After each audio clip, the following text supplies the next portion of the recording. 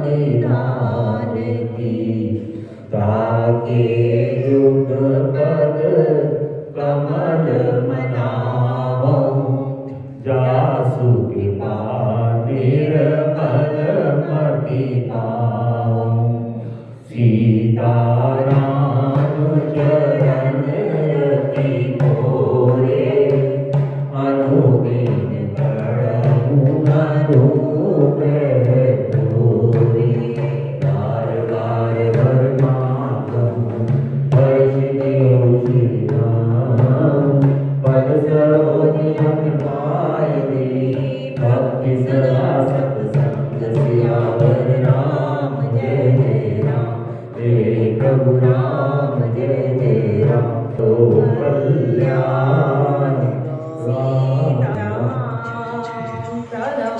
पवन कुमार फल बन पावक ज्ञान घन जासुर देखागार बसहि राम सर चाप धर बोलिए हनुमान जी महाराज की जय पूज्य पाद गोस्वामी तुलसीदास जी महाराज की जय सद्गुरु भगवान की जय जय सिया राम। मानस में उत्तरकांड और उसमें काकभूषणी जी का चरित्र हम देख रहे हैं। भगवान राम के साथ उनका वार्तालाप चल रहा है और हमने कल तक देखा कि उन्होंने भगवान से जब भक्ति मांगी है तो प्रभु बहुत प्रसन्न हुए और प्रसन्न हुए ही नहीं, उन्होंने उसके साथ और भी बहुत सारी चीजें ऐड ऑन करके दे दी। क्या क्या दिया? भक्ति ज्ञान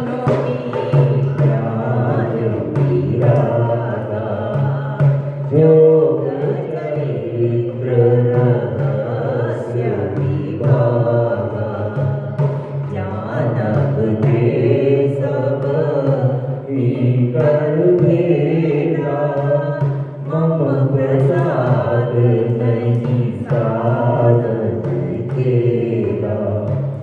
बाल रूप में प्रभु राम कहते हैं कि ये काम तुझको भक्ति मिलेगी और भक्ति के साथ ही साथ तुझे ज्ञान विज्ञान वैराग योग और जो मेरी लीलाएं हैं उनके रहस्य और उनके आगे भी जो विभाग है वो सब तुम्हें बिना किसी कष्ट के कोई साधन नहीं करना पड़ेगा, अपने आप ही प्राप्त हो जाए। ये मेरा प्रसाद है। और माया संभव भ्रम सब अब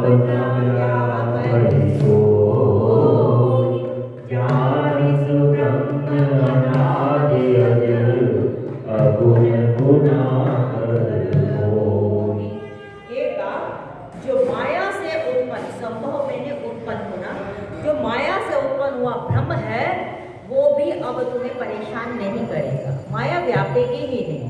क्योंकि जहाँ राम तह काम नहीं, माया तो वहाँ कुछ कर ही नहीं सकती, क्योंकि माया खलु नर्तकी बिचारी। प्रभु के दरबार में माया तो नर्तकी के समान नृत्य करती है, नाचती है वो तो। यहाँ तो सब ही नचावत राम गोसाई। तो यहाँ वो कह रहे कि माया से उपजे जितना भ्रम है, जैसे वेदांत में आता है कि सब सर्प रज्जु न्याय होता है, अंधेरे में कोई रस्सी पड़ी हुई होती है तो ऐसा लगता है कि कोई सर्प है, ऐसे ही इस माया के प्रभाव से हमें ये जगत जो अशाश्वत है वो बिल्कुल ऐसा लगता है कि सनातन है। और जबकि ये तो संसति इति संसार जो धीरे धीरे रोज सरक रहा है वही तो संसार है। अभी कल हम कुछ थे, अभी अपने पिछले 10 साल के अगर हम फोटो निकाल कर देखें तो स्वयं को ही लगता है कि अरे हम कितने बदल गए, जबकि हम तो रोज वही होते हैं।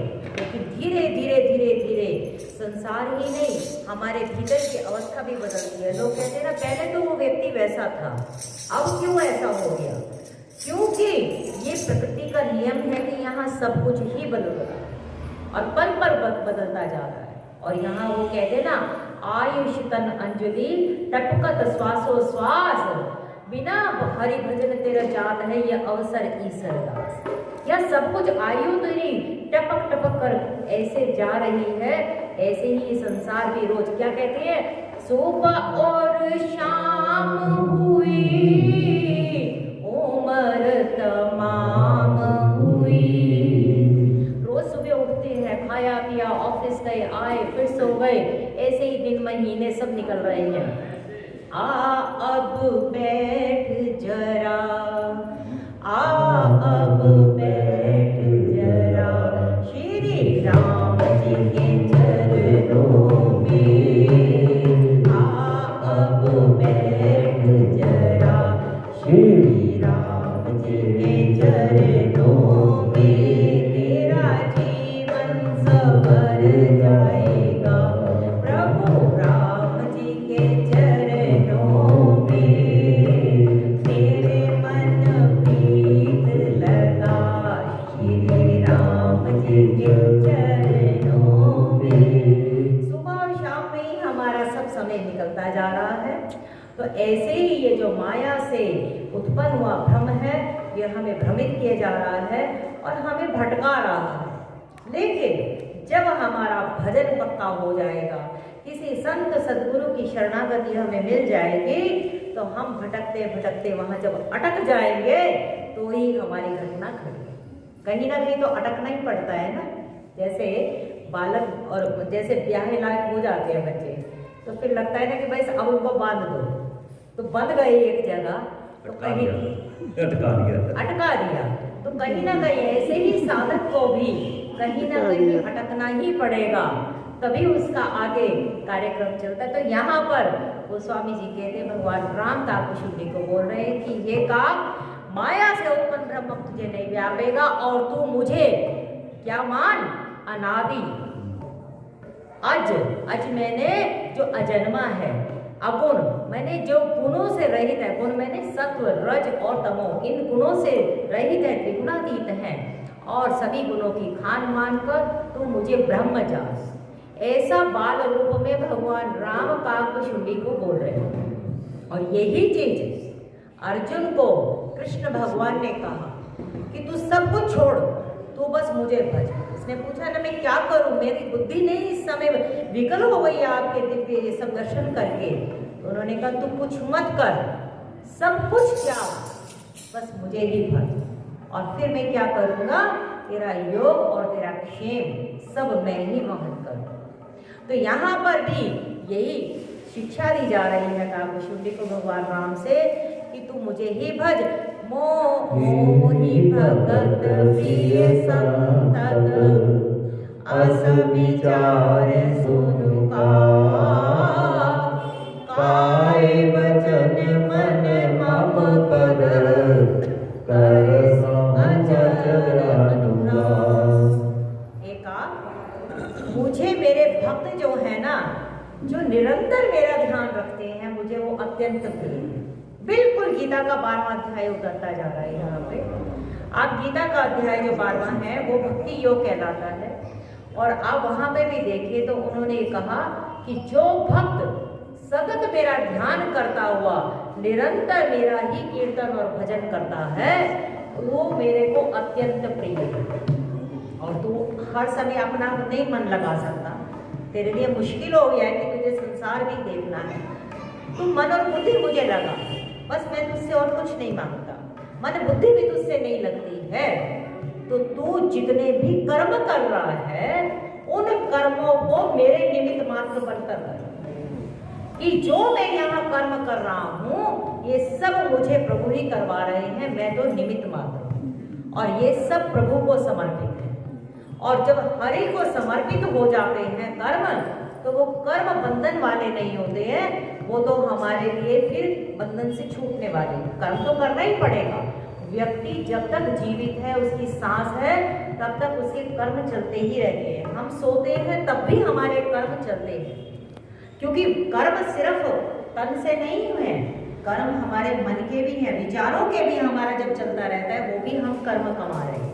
कोई लोग कहे ना कि मैंने इसको कुछ गलत तो बोला नहीं है, बोलने से नहीं, लेकिन मन में अगर हम कुछ विचार कर रहे हैं तो वो भी हमारा कर्म ही माना जाता है। लेकिन मानस के न्याय से यहाँ पर कि अगर हम मन में किसी के लिए कुछ विचार गलत रखते हैं, उसको हम क्रिया में नहीं लेकर आते तो उसका पाप नहीं लगता। ये हमारे को थोड़ा सा एक छूट दी है। लेकिन अगर आप शास्त्रों के न्याय से देखें तो कर्म के बिना कोई व्यक्ति किसी समय रह नहीं सकता, और कर्म व्यक्ति को बंधन में बांधेंगे ही बांधेंगे, क्योंकि कर्म जो होते हैं वो तीनों गुणों के बीच में ही हो रहे हैं, या तो सत्व गुण के, या रजोगुण के, या तमोगुण के, और गुण है रस्सी, और वो हमें बांधेगी ही बांधेगी। जब तक उन कर्मों के फल की हम अपेक्षा ना रखें कि मेरे को कोई यहाँ पर कोई करवा रहा है, बस प्रभु तुम ही करवा रहे हो, तो उसका जो भी जिम्मेदारी होगी वो प्रभु की होगी। लेकिन हम बहुत चतुर लोग हैं, कुछ अच्छा हो जाता है तो मैंने किया, और कुछ वैसा हो गया तो प्रभु ने कराया। तो ये कर्म हमेशा बंधन में बांधते हैं। तो यहाँ पर कहा कि मोहि भगत प्रिय संतत, मुझे भगत बहुत प्रिय है, अस विचार सुनु का। अब यहाँ पर योगी प्रिय नहीं बताया, यहाँ पे मुनि प्रिय नहीं बताया, यहाँ पे ऋषि मुनि प्रिय नहीं बताया, यहाँ बताया जो भगत है। और भगत कौन होता है?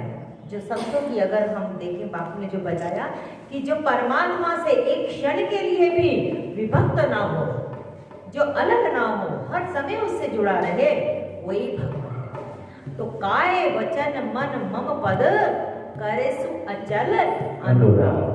काया से, वचन से और मन से, तीन जगह बताई है कि शरीर से भी परमात्मा का ही हम अनुराग रखें, वचनों में भी हम प्रभु के लिए अनुराग रखें, और मन से भी हम प्रभु के लिए अनुराग रखें, अचल अनुराग। ऐसा भक्त मुझे अत्यंत प्रिय है। शरीर से मंदिर आना वो हमारा अनुराग माना जा सकता है कि हम मंदिर आते हैं, रोज आते हैं, हमारा नियम है। लेकिन वचन में भी चलो हम प्रार्थना कर रहे हैं, बात आती है सारी मन की। मन रे तू काहे ना धीर धरे, जो निर्मोही मोह न जाने उनका मोह करे। इसीलिए गीता में भगवान कृष्ण ने अर्जुन से और कुछ नहीं मांगा, ना उसकी धन मांगा, ना संपत्ति मांगी, कुछ नहीं मांगा, दो ही वस्तु मांगी है कि तू मुझे मन और बुद्धि दे। अब हम अपने अपने जीवन का सब देख लें। मंदिर में आते हैं, कथा भी सुनते हैं, कीर्तन भी सुनते हैं, भजन भी करते हैं। हम कितना मन दे पाते हैं और कितना हम बुद्धि उस प्रभु के चरणों में समर्पित कर पाते हैं, ये हम सबका अपना अपना खुद का देखना चाहिए। क्योंकि तोरा मन दर्पण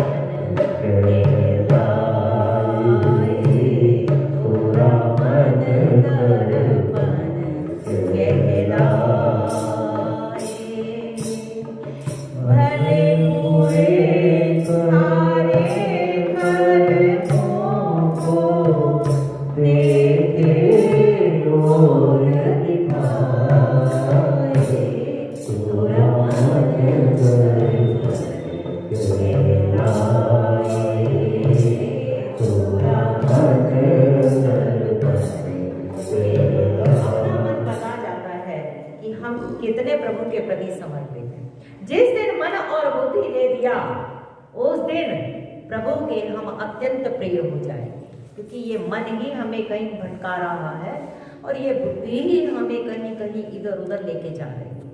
तो यहाँ पर तीन चीज बताई कि जो काया से, मन से और वचन से मेरे चरणों में अचल अनुराग मैंने प्रेम रखता है, ऐसा भक्त मुझे अत्यंत प्रिय है। अब सुनो परम विमल मम वाणी, सत्य सुगम निगमादि प्रकारि। श्री राम का डायरेक्ट संवाद चल रहा है। काकभूषुंडी तो एक माध्यम बने हैं, वो तो अवतारी पुरुष है। ये तो हम जैसे लोगों के लिए यहाँ पर ये सब दिया जा रहा है। और वो स्वामी तुलसीदास जी ने कितनी करुणा करके ये सब हमारे लिए डाल दिया। तो भगवान राम सीधा हमें संदेश क्या दे रहे हैं कि अब सुनो परम विमल मम वाणी। हे काक, अब तुम मेरी परम विमल वाणी सुनो, सत्य सुगम निगमादि बखानी। मैं ये जो वाणी है ये सत्य भी है और सबके लिए सुगम भी है और इसको वेद आदि में भी वर्णित किया हुआ है। अगम नहीं है, ऐसा नहीं है कि तुम इसको कर ना पाओ, कर सकते हो, ये सुगम है, हर व्यक्ति के लिए ये संभव है। वो मैं ऐसी परम वाणी मैं बता रहा हूँ अपनी, तुमने और कहीं से कुछ कुछ सुन लिया होगा। भक्ति बहुत प्रकार की भक्ति है, लेकिन मैं अपने मुख से अब बता रहा हूँ क्या, निज सिद्धांत सुना सुनो मन धरो सब गति भजो। एक ही बात है, मैं अपना सिद्धांत बता रहा हूँ और इसको सुनकर मन में धारण कर लो। क्या? सुनो मन धरो सब गति भजो, सब कर मेरा भजन कर। सीधा की सीधा गीता निकल कर आ रही है यहाँ पर। गीता योग है, आप उनके सारे जितने भी देखें 18 अध्याय, उनके अंत में सब योग है और मानस के अंदर उसका सब प्रयोग है। यहाँ पर भगवान राम उनको कहते हैं कि सब, वहां पर भी आता है ना, सर्वधर्मान परित्यज्य माम एकम शरणम व्रज, तू सब तज और मेरी शरण में आ जा। और यहाँ पर भी यही कहा कि मैं अपना सिद्धांत बताता हूँ, तू सब कुछ छोड़, बस तू मेरी शरण में आ। और फिर क्या होगा, तेरा योग और क्षेम जो है ना, वो सब मैं ही वहन कर, क्योंकि अब छोड़ दिया इस जीवन को भगवान तुम्हारे हाथों में है, जीवन तुम्हारे हाथों में और हाथ तुम्हारे हाथों में। जब प्रभु के चरणों में सब छोड़ देते हैं तो अपना जीव का क्या रहा, क्योंकि हम किसी के अगर नौकर बन जाते हैं तो वहां कुछ भी अगर होता है हमारे से, तो नौकर का भी तो नाम, मालिक का भी तो आती है ना जिम्मेदारी कि तुमको, तुम्हारा ये बंदा ऐसा काम करके गया। अगर हमसे कुछ होगा तो परमात्मा अपने आप ही हमें, हमारी लाज रखेंगे और हमें बचाएंगे। बस जरूरत इस बात की है कि हम सब कुछ तज दें। अब तजना क्या मतलब है कि क्या हमारा जो ये परिवार हमें पूर्व जन्म के संस्कारों के अनुसार मिला है उसको तज दें? उसको तजे बिना कैसे काम चलेगा? क्योंकि जहाँ भी जाएंगे वहाँ पर एक परिवार बन जाएगा, वहाँ गुरु भाई, गुरु बहन, गुरु माँ, कोई भी बन जाएगा। यहाँ पर तजने का मतलब शरीर से तजना नहीं है, जिसका बहुत सुंदर उदाहरण गोपियों का आता है कि गोपियों ने संसार में रहते रहते अपने परिवार को निभाते निभाते भी उस कृष्ण को इतना भजा कि आज वो प्रेम की ध्वजा कहलाई जाती है। कृष्ण तुम्हारा तन नहीं मांगता, कृष्ण तुम्हारा मन मांगता, तुम्हारा भाव मांगता है। ईश्वर को प्रेम प्यारा है, माया ना प्यारी है। ईश्वर को प्रेम प्यारा है, माया ना प्यारी है। कोई लाख संपत्ति पाए, इन प्रेम प्रभु ना पाए। इन प्रेम से फूल चढ़ा दो, वही संपत्ति सारी है। ईश्वर को प्रेम प्यारा है, माया ना प्यारी है। लोग कहते हैं घर में रहकर पाठ हो जाएगा, बिल्कुल हो जाता है। वसुदेव कि वहां पर प्रभु के प्रति प्रेम बना रहे, मन लगा ले। लोग कहते हैं ना, मन चंगा और कठौती में गंगा। बात बिल्कुल सही है, मन चंगा है तो कठौती में भी गंगा है, लेकिन मन चंगा तो होना चाहिए। मन चंगा कहाँ से हो पाएगा? आप सोचो कि कीचड़ में रहकर और हम स्वच्छ निकल आए तो नहीं हो पाएगा। दुखाले में रहकर हम सुख प्राप्त कर लें, नहीं हो पाएगा। ये चीज तो तब बन पाती है जब बहुकाल करिए सत्संग। जब सत्संग करते करते साधक इतना पक्का हो जाए कि वो पक्के मटके की तरह। आप देखो कुम्हार होता है ना, कुम्हार एक मिट्टी लेता है, मिट्टी से उसको रौंदता है, उसको चाक पे चढ़ाता है, चाक पे चढ़ाते चढ़ाते वो अंदर से तो उसको संभाले रखता है और ऊपर से उसको थपेड़े मारता है। आपने देखा होगा जब चाक पे वो कुम्हार बनाएगा तो उसको शेप देने के लिए, अब जब उसको शेप देता है उसके बाद भी वो खड़ा पक्का नहीं होता। वो खड़ा अगर पानी में डाला जाएगा तो मिट्टी फिर सारी घुल जाएगी। इसी तरीके से गुरु अगर साधक की शेप बनाता भी है तो जब तक उसको अग्नि में नहीं पकाता तब तक वो घड़ा भी पक्का नहीं माना जाता। और उसके बावजूद भी जब वो अग्नि में पका लिया उसके बाद उसको वो पानी में डालता, उसको पानी उसमें डाल के देखता है कि कहीं इसमें से कोई लीकेज तो नहीं है। और जब लीकेज नहीं होती है हर तरीके से टकोर मार मार के जब वो देख लेता है तब वो बाजार में ले जाता है और वो बाजार में ले जाकर उसका फिर मूल्य रखता है और वो फिर घड़ा कहीं जाता है और किसी के गले को ठंडा करता है। यही ये साधक की यात्रा है। परमात्मा भी हमारे लिए पूरी हमारे पे काम कर रहा है, ऐसा नहीं है। यहाँ समस्त जितने जीव हैं और ये आज ये पंक्ति आएगी कि सब मम प्रिय सब मम उपजाए। परमात्मा सब पर बराबर काम कर रहा है, ऐसा नहीं है कि किसी फला पे एक पे काम कर रहा, नहीं, उसकी नजर सब पर है। हम ही ये मान पड़े हैं कि फला को विशेष है, ना ना ना, उसके लिए कोई विशेष नहीं, क्योंकि वो तो समता में रहने वाला है। तो यहाँ निज सिद्धांत सुनाते हुए प्रभु ने कहा कि तू सब सिर्फ मुझे भज और सबको तज दे। और क्यों? क्योंकि मम माया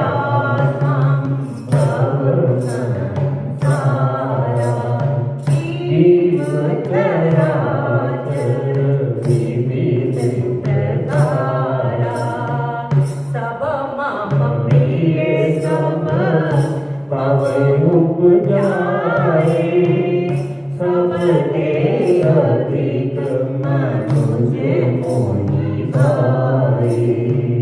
प्रभु ने कहा कि ये जितना भी पूरा संसार है ये सब मेरी माया से ही उत्पन्न हुआ है। माया भी मेरी है, इसीलिए संसार भी मेरा ही है। और जितने भी जीव चर अचर विभिन्न प्रकार की जो 84 लाख योनियां बताई गई, मनुष्य का जो शरीर है वो पंचभूत का है। बाकी जो पक्षी हैं जलचर हैं इनके अलग अलग सब में पंचभूत नहीं है। किसी में 3 भूत हैं, किसी में 2 भूत हैं, किसी में 4 हैं। पूर्ण जो पंचभूत का जो शरीर बना है वो एक मानव शरीर ही है। इसीलिए वो कहते हैं कि सब मम प्रिय, जितनी चराचर की जातियां योनियां हैं 84 लाख योनियां, सब मम प्रिय सब मम उपजाए। क्यों प्रिय है? क्योंकि ये सब मेरी ही उपज है। अपना बालक माँ जो पैदा करती है, चाहे वो बालक विकलांग ही हो, चाहे बालक कैसा ही हो, उस माँ से पूछो तो उस माँ के लिए वो बालक उतना ही प्रिय है जितने उसके और अन्य बालक हैं। वो विषमता नहीं कर सकती है, क्योंकि वो उसकी अपनी पैदाइश है। जो अपनी रचना को रच देता है, उस रचना को अगर कोई कहे कि ये बुरा है तो बताओ कैसा लगेगा? हर कोई बुरा माना जाएगा। तो ये संसार उस परमात्मा ने रचा है और हम उस संसार को कहें कि ये संसार कैसा है, ये कैसा है? नहीं, ये सब परमात्मा का ही बनाया हुआ है, ये सब परमात्मा का ही रूप है। सुधारना है तो स्वयं को सुधारना है, बाकी सबको तो हमें स्वीकारना है। यहाँ हम किसी को सुधारने के लिए तो चले ही नहीं और ना सुधार सकते।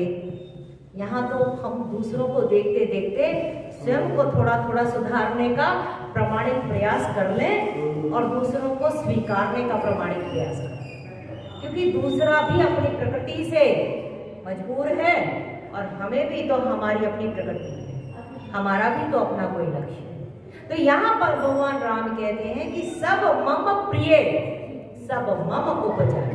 शास्त्र का ये संदेश है भगवान राम के मुखारविंद से।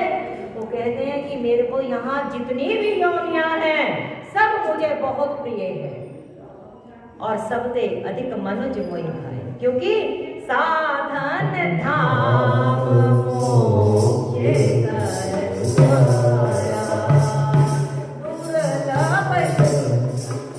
ये जगत में ये साधन है, हमारे मोक्ष का द्वार है। इसी से ही हम आगे मोक्ष तक पहुंच पाएंगे। इसको संभालना बहुत जरूरी है। सुर दुर्लभ सब ग्रंथ निगम, दुर्लभ संतों सब देवताओं को भी ये दुर्लभ है शरीर। जिस समय भागवत होने वाली थी, भागवत जब शुरू होने वाली तो उस समय सारे देवता आए, अमृत का कलश लेकर आए और कहा कि आप ये अमृत का कलश लो, आप कथा जो है वो हमें प्रसाद के रूप में दे दो। तो उन्होंने कहा नहीं, कथा से ज्यादा, अमृत से ज्यादा कथा की महिमा है, क्योंकि ये जो शरीर है, शरीर खलु साधनम, इसी से ही सब साधन होंगे और इसी से ही हमारा विकास रहेगा। तो कहते कि सब मम प्रिय सब मम उपजाए, सबसे अधिक मनुज मोहि भाई।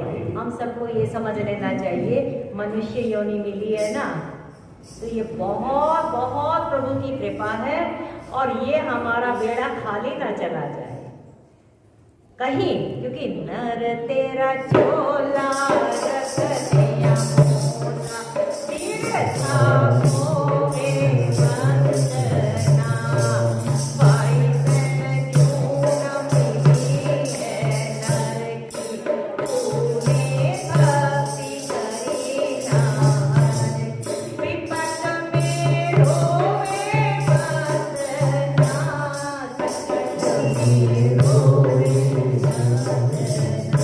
शरीर मिला है हमें, इसका खूब उपयोग कर लो, खूब आनंद ले लो इसका और साधन करो, ताकि इसी जीवन में हमें परमात्मा का कुछ कुछ अनुभव हो जाए।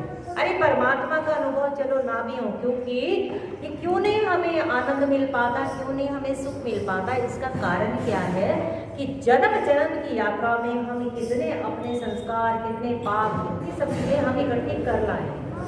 जैसे जैसे हम भजन करते जाएंगे, वो पीछे की सारा जितना हमारा मैल है वो धीरे धीरे कटता चला जाएगा और जिस जन्म में हम बिल्कुल निर्मल और स्वच्छ हो जाएंगे, उसी जन्म में हमारी परमात्मा के साथ मुलाकात हो जाएगी। क्योंकि ना कहीं से दूर है मंजिलें, ना कोई करीब की बात है। जिसे चाहा दर पे बुला लिया, जिसे चाहा अपना बना लिया, ये बड़े कर्म के हैं फैसले, ये बड़े नसीब की बात है। इसलिए अपनी यात्रा को बिल्कुल सीरियसली आगे आगे आगे बढ़ाते चले जाए, क्योंकि यही शरीर की गारंटी है कि शरीर मिला हुआ है। अगले जन्म का तो हमें मालूम नहीं कि क्या होगा, लेकिन ये जो मिला है और उसमें भी परमात्मा ने हमें एक माहौल दिया, जो सत्संग का दिया और स्वस्थ शरीर दिया, अनुकूलता दी, तो इसका अधिक से अधिक हम उपयोग करें। यही चतुर नर की और यही सुजान पुरुष की एक पहचान है। तो प्रभु बोल रहे हैं कि जब मनुज अधिक मुझे भावे, अब मनुज में भी आगे वो जो श्रृंखला बता रहे, तो क्या कहते हैं, तीन मैं द्विज द्विज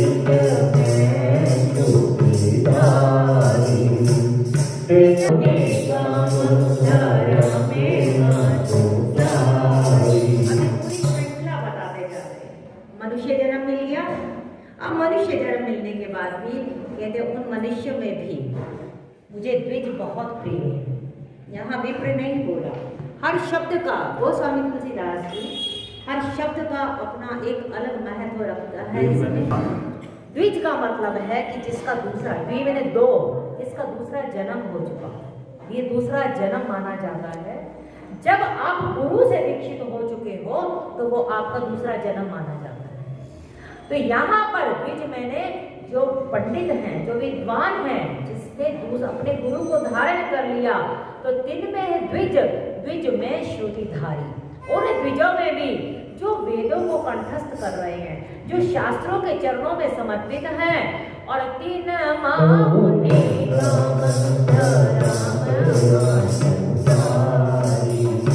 उन लोगों में भी जो इन सब शास्त्रों का अनुसरण करते करते सिर्फ वो मुख तक ना रखे, उसको अपने आचरण में भी लेकर आए। अपने आचरण में जब धर्म को ले आएंगे तो ऐसे लोग मुझे प्रिय हैं। लेकिन प्रभु उससे भी आगे गति कर रहे हैं कि तीन में है प्रिय ज्ञानी होगे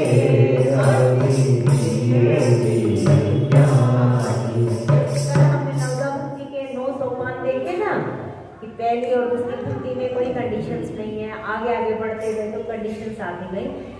ही यहाँ पर भी सोपान, पहली सोपान मनुष्य जन्म मिला। मनुष्य जन्म मिलने के बाद हमें द्विजत्व आ जाए, मैंने किसी गुरु के चरणों में हम समर्पित हों, हम शास्त्रों के चरणों में समर्पित हों, शास्त्र पढ़ते पढ़ते गुरु के चरणों में समर्पित होते होते हम उसको अपने आचरण में लेते आए। आचरण में लाने के लिए उसके बाद उस आचरण में आने का असर ये दिखना हो कि उसमें फिर धीरे धीरे हमें विरक्ति आनी शुरू हो, वैराग आना शुरू हो, क्योंकि धर्म ते विरति जोग ते ज्ञान। मानस के न्याय पे कहें, अगर जीवन में अभी तक विरति नहीं आई, वैराग नहीं आया धीरे धीरे चीजों से, तो समझना कि अभी धर्म का पूर्णतः पालन नहीं हो पाया है, क्योंकि धर्म से वैराग आएगा ही आएगा। भगवान राम यहाँ पर वो सोपान बताते हैं कि जिसने अपने धर्म को आचरण में उतारा, उसके धीरे धीरे जीवन के अंदर विरक्ति भाव आना ही होगा कि अब बहुत हुआ ना, अब मैं नाची और बहुत गोपाल, अब मैंने बहुत रिसेप्शंस ले ली, अब मैंने बहुत कपड़े बनवा लिए, अब मैंने बहुत कुछ कर लिया, अब मैं ये सब जब बिल्कुल हम तो सीताराम कहेंगे, हम तो राधे श्याम कहेंगे, अब तो हमारा जीवन यही चलेगा कि खुद भी राम जपे औरों को भी नाम जपवाए। तो ये जो विरक्त आता है व्यक्ति, तो कहते हैं उसके उस विरक्त के बाद भी ज्ञानी मुझे विशेष प्रिय है। वैराग्य आया धीरे धीरे, लेकिन वैराग आने के बाद धीरे धीरे ज्ञान उसमें अपने आप आना शुरू हो जाता है, और ज्ञानी होते अति प्रिय विज्ञानी। विज्ञानी का मतलब है कि उस ज्ञान को जो प्राप्त कर लिया, उसको धीरे धीरे प्रैक्टिकल लाइफ में भी अपने आचरण में लेकर आए। तिन ते मोहि मोहि प्रिय नित्यदाता, ये गति मोहि ना अरण्य कांड में नारद जी के सामने भगवान राम ने कहा कि जो ज्ञानी भक्त होते हैं वो मेरे प्रौढ़ बालक की तरह है। जैसे बालक बड़ा हो जाता है ना, छोटा बालक आप देखो तो बहुत छोटा शिशु होगा, वो तो बिल्कुल माँ पे डिपेंडेंट है, माँ ही दूध पिलाएगी, माँ ही नहलाएगी, कपड़े भी वही बदलेगी सब। थोड़ा बालक बड़ा होता है, थोड़ा सा वो इंडिपेंडेंट होता है, लेकिन जब बालक बड़ा हो जाता है तो वो तो अपने आप ही फिर तो माँ को जब मिलेंगे बाकी तो ठीक है, सब ठीक है। और जब बच्चे दूर चले जाते हैं तो फिर तो कभी कभी भी बात होगी। तो उस समय भगवान राम ने कहा नारद को कि नारद जी, जो ज्ञानी भक्त हैं मेरे, वो प्रौढ़ बालक के समान है। माने जो बालक बड़े हो गए, अब समझदार हो गए, वो अपना भला बुरा समझते हैं। हाँ, मोरे प्रौढ़ तनय सम ज्ञानी। तो अब यहाँ पर जो छोटा बालक है, बालक सब दास अमाना, तो बालक जो है वो बालक मेरा जो भक्त है, जिसको कि अपना कुछ है ही नहीं, जो करना है परमात्मा ने करना है। तो यहाँ पर वही आती है कि पुनि मोहि प्रिय निज दास, मुझे अपना दास पसंद है। और यही गति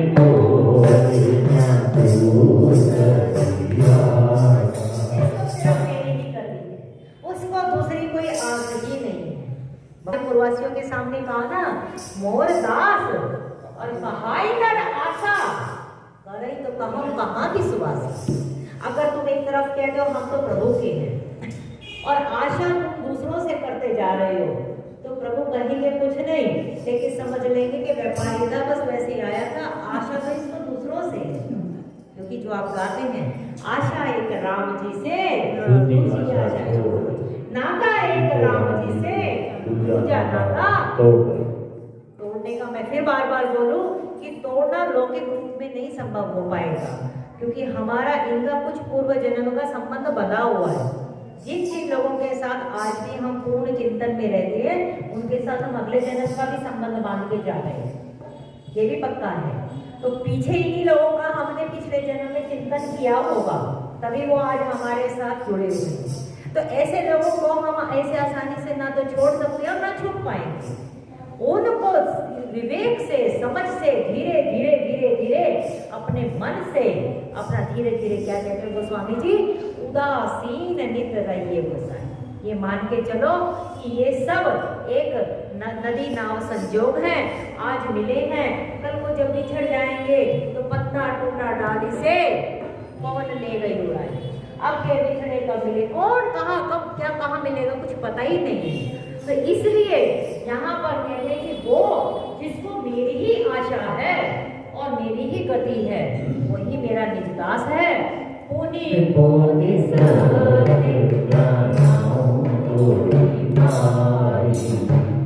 मोहि सेवक सम प्रिय कोई नाहि। मैं बार बार सत्य कह रहा हूँ तेरे सामने ये काम कि मुझे मेरे सेवक के समान और कोई प्रिय है ही नहीं। सेवक और सेवक की परिभाषा हनुमान जी के सामने किष्किंधा कांड में भगवान राम ने कही दी है। सो अनन्य जागे अति नट गई हनुमान, मैं सेवक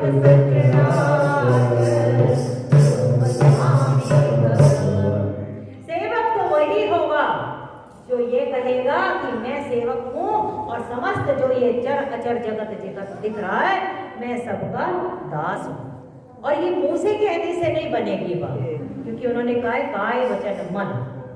मुंह से तो हम कह देते हैं जी हम तो आपके दास हैं, हम तो आपके सेवक हैं, लेकिन हो सकता है सामने वाला प्रभावित हो जाए, परमात्मा प्रभावित नहीं होगा, क्योंकि वो तो अंतर्यामी है। वो तुम्हारी ऊपर की क्रिया नहीं देखता, वो तो भीतर की क्रिया देखता कि सही में उसको अगर सेवक मान रहा परमात्मा मान के तो प्रभु प्रसन्न होते हैं। तो यहाँ पर उन्होंने कहा कि मोहि सेवक सम प्रिय कौ नाहि। पूरा गीता का 12वां अध्याय यहाँ उतरता जा रहा है। भक्ति सब जीवा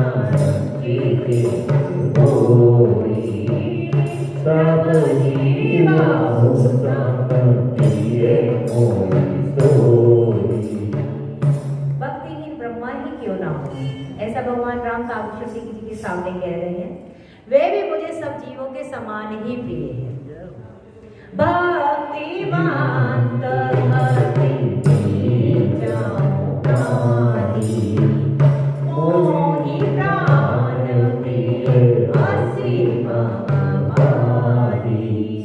और भक्ति अगर किसी नीच प्राणी के पास भी अगर है तो वो भी मुझे प्राणों के समान प्रिय है।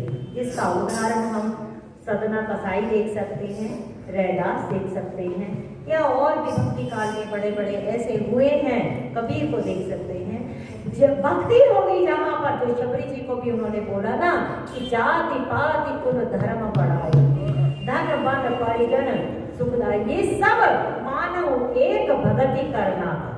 मेरे को सिर्फ एक भक्ति का नाता मुझे पसंद आता है, बाकी मुझे ना किसी की जाति, ना पाति, ना कुल, ना धर्म, ना बड़ाई, किसी का क्या है क्या, उनको कोई लेना देना नहीं है, क्योंकि ये सब परमात्मा ने तो उसको दिए हैं। भक्ति एक ऐसा तत्व है जो अगर जीव इसको प्राप्त कर लेता है प्रसाद से तो प्रभु को अत्यंत प्रसन्नता होती है।